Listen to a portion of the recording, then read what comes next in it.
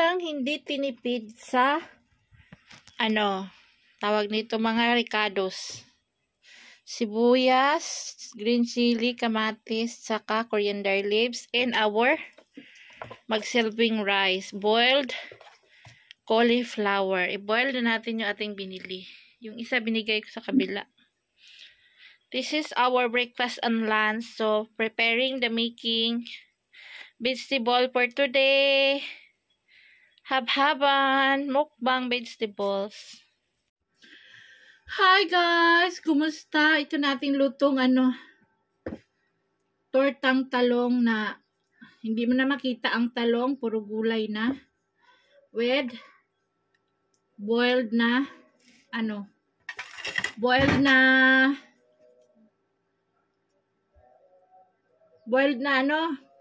cauliflower at saka coffee. Kainan na tayo guys. Nahurot na yung aking kape kay habang nagluluto ako, naghigop ako kay malamig, parang uulan dito sa amin. Kain tayo mga sis. For today's mukbang gulay.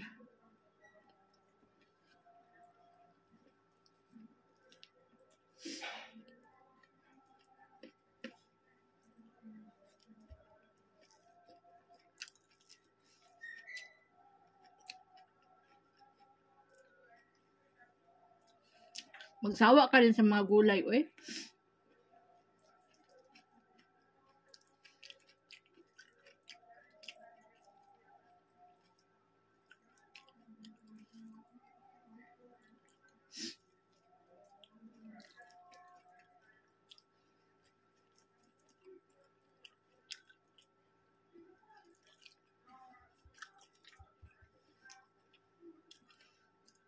Sa atin, ang malaking sibuyas, 3-4 na beses gamitin. Kahit maliit, hiwain mo pa talaga ng 1/4 yan para makatipid. Dito, bibili ka isang plastic, isang supot, ang daming sibuyas.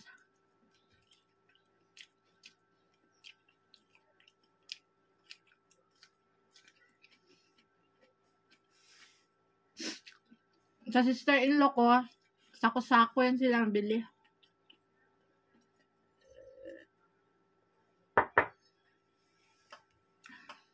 Kasi marami yan sila.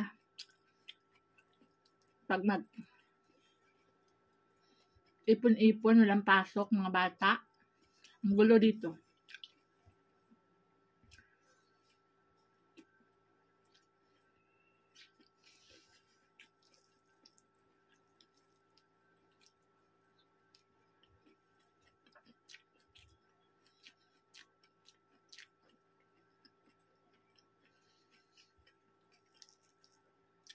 Tapos nito, maglakad tayo.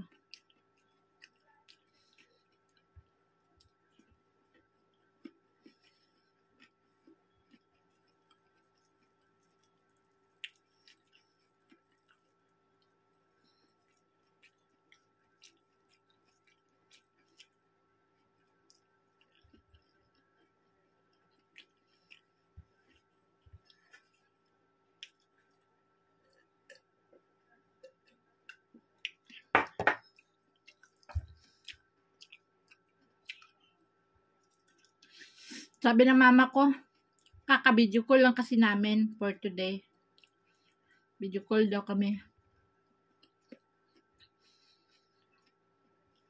Una-unang kinumusta ko yung kambal ko, si Linlin. Kumusta si Linlin? Nag-eskwela pa ba? Sabi niya, araw-araw ayaw man to mag-absent.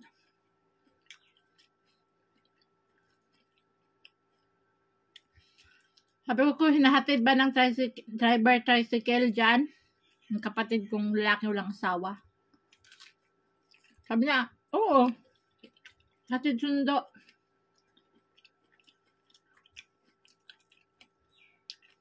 Sabi ko, hatid sundo mo talaga kasi ang panahon ngayon, delikado, sobra.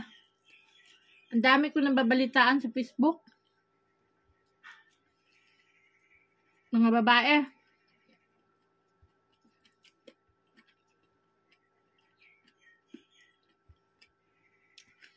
May nakita ko sa Facebook guys na dalaga na yun, malaki na. Nakapalda siya. Iniwan siya sa sulok, madilim.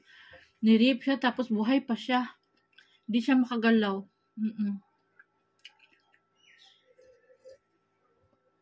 Iwan ko kung ilang lalaki tumanon sa kanya. Yung iba pa, yung mga maliliit na bata, wala talagang paawa yung mga addict ngayon, no? Iwan ko ba sa Pilipinas, ano nangyari ngayon? Parang free na yung drugs ngayon doon sa Pilipinas, no? Pag manood kayo ng news, puro ganyan ang balita. Puro patay, puro puro mga, kahit pamilya, papatayin. Sabi ko talaga, ano ba nangyari sa Pilipinas?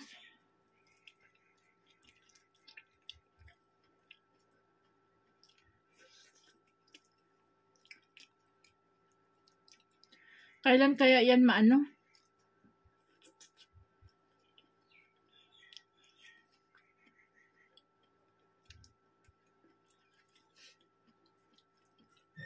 Hindi naman sa dating administrasyon maganda, wala masyadong krimen. Ngayong administrasyon na ito, napakarami.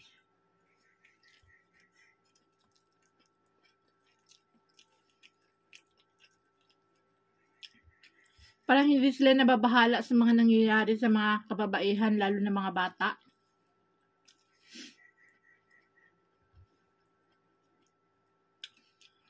Dapat bigyan agad ng action yan. Para hindi na pamarisan, hindi na pa ulit-ulit mangyayari.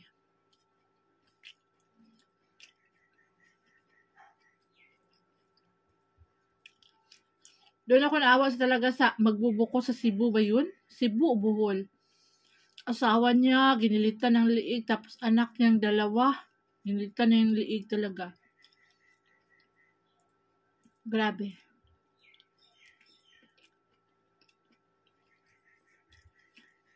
Tapos, pag-interview ang suspect, yun nga daw, gumagamit nga daw siya ng illegal na gamot.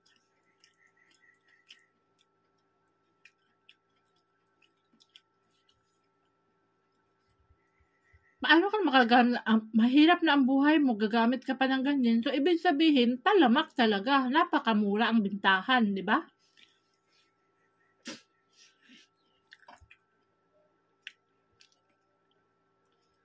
Sobra, kailan pa kaya action na nila yung mga ganyang gawain?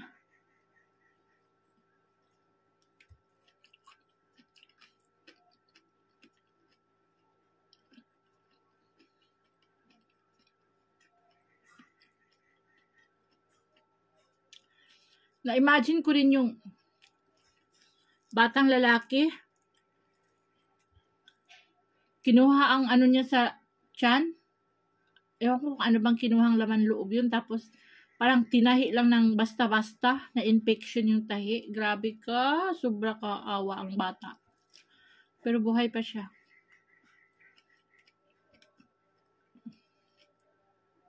Grabe ang pangyayari sa Pilipinas. Grabe ngayon sobra.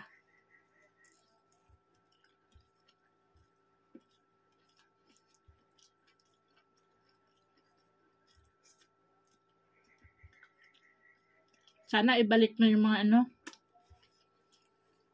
death penalty, yung mga ganyan. Pag magkaroon ka ng kasalanan, bibitayin ka, papatayin ka talaga.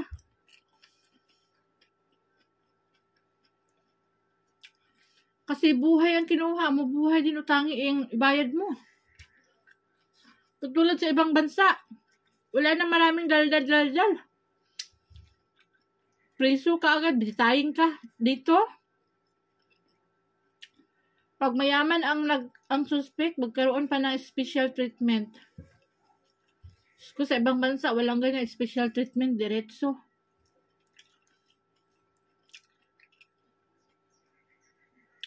Isa yan kung bakit hindi umuunlad ang ating bansa.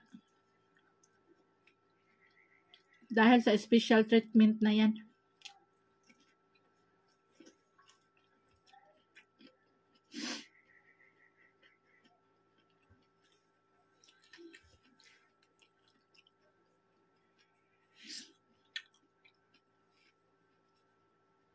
Kailan pa kaya tayo magkaroon ng hustisya, no? Kawawa yung mga biktima.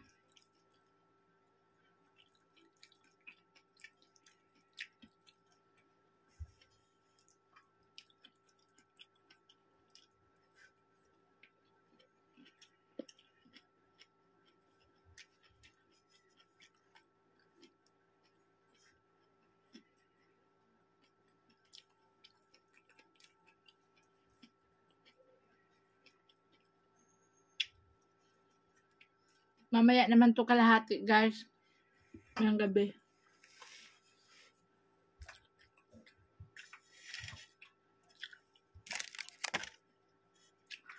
Bye! Thank you for watching. Salamat. Sana nabusog din kayo sa inyong hapagkainan. Subscribe our YouTube channel, Rosana Ilyas. Bye! God bless everybody!